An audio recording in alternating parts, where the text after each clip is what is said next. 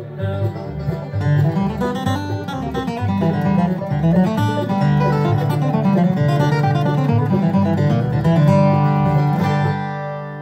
so we are looking at Tony Rice's break on 100 Years From Now from the Bluegrass Album Band Volume 3. Should be pretty short and sweet because they're using split breaks, so he's really only taking up half of the whole solo. If you've never done the exercise, like a transcription exercise before, where you listen to something from a recording and try to either figure it out on your instrument or write it out on paper or some combination thereof, this makes a really good place to start. It's very short, it's very concise, and the phrases, they just kind of line up in a way that's just, I don't know, just very organic to the nature of guitar playing. There are some chromatic notes in there too, but they are kind of, I think they're easy to hear too. So if you've never done anything like that, then I totally recommend, just hitting pause on this and trying to spend some time woodshedding it yourself.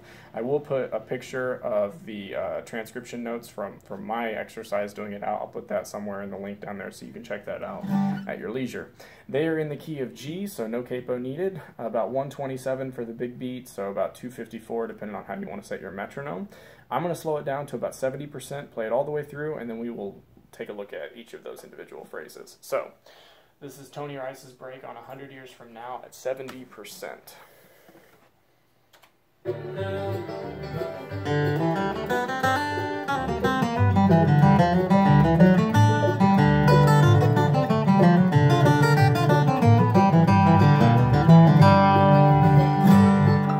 So again, not a whole lot to it right there.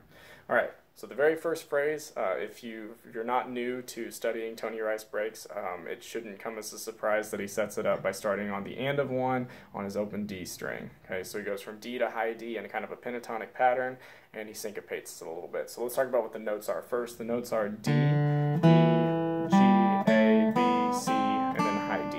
Okay.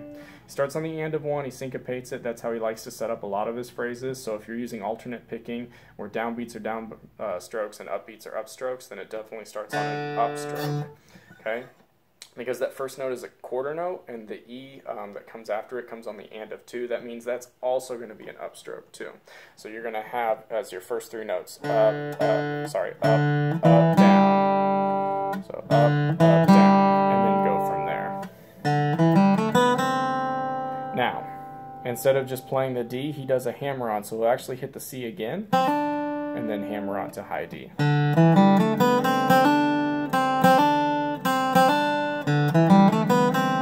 that's how he sets up the solo. So now the solo is actually like officially started. Following that high D, he hangs out there for about a beat and a half. He has another very, very stock Tony Rice lick that happens after that. I think it's a really neat lick. We'll talk about why here in a second. But the lick itself goes from D flat down to C natural. It's a 16th note pull off. It's really fast. Then you go from a B flat to a C, and then you have a slide from B flat to B natural. One more time. And then G, just kind of some filler notes after that. I absolutely love this lick. It's a very accessible lick. It's very easy to insert this lick into a lot of other bluegrass songs, especially songs that have kind of that more bluesy feel to them.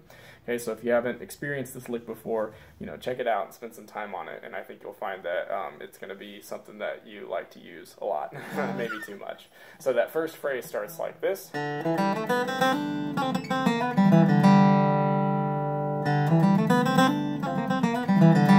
Okay, he sets up the next chord change down to a D chord by doing, he anticipates it by a beat and a half, going from F natural to F sharp as a hammer on, catches his open G string, and then his open D.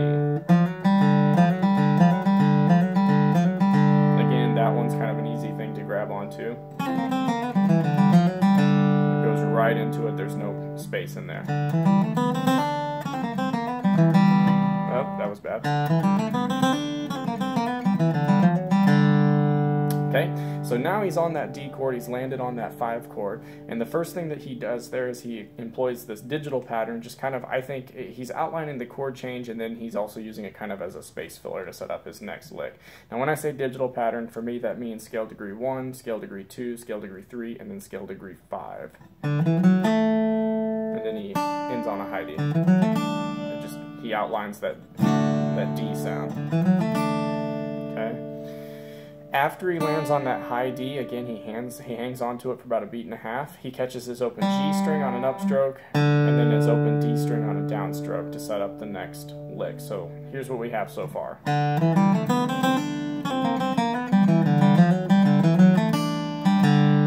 Okay, so there's kind of a lilt there. Uses those open strings so he can shift up into position, and he's going into about 5th position here. Let's talk about the notes first, and then we'll talk about how to finger it, because this can be kind of tricky. Okay, so while you're holding on to those open strings, you've shifted up into 5th position. On your E string, you're catching a B, then an A, going over a string to F natural, to F sharp, and then down to D.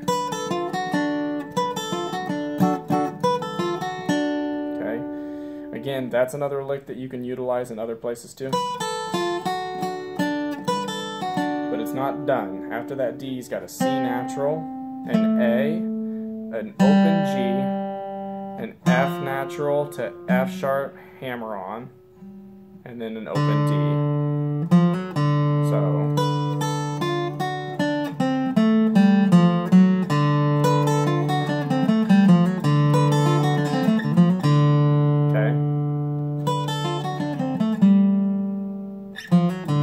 there's a couple of different ways to finger it. The way that I was doing right there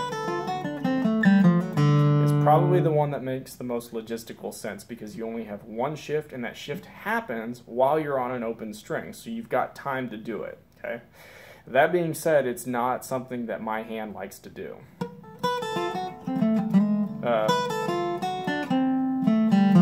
I have to think about it, and especially at tempo, my fingers tend to trip over themselves a lot. So to get around that, I do something that doesn't make quite as much sense, but it seems to work out for the way my hands are built. So I'm going to shift early. I'm still going to go B, A, F natural, F sharp, then I'm going to shift back into 3rd position to catch that D, catch the C with my pinky. So for me, the way my hand likes to go, again, it doesn't make the most logistical sense, so whatever works for you, because all of us are built a little bit differently. We all have our own playing idiosyncrasies. But this is going to be probably one of those licks that you'll have to spend just a little bit of time on. I do think it's a neat one, though. Following up that, after you've played that open D, you've got a kind of a pentatonic pattern, kind of in third position. We've seen that before. He likes to do that a lot. So still on the B string, on F natural, D, B flat, G.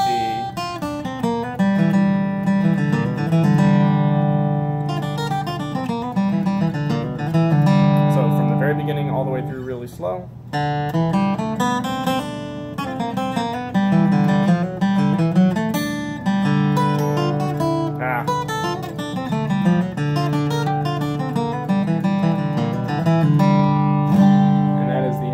Solo right there. Okay, so again, he kind of handles that speed by employing some very familiar shapes for him. He goes back to some familiar patterns and stuff, but again, it's very interesting, and he has a lot of chromatic notes in there just to kind of give it a little more flavor too.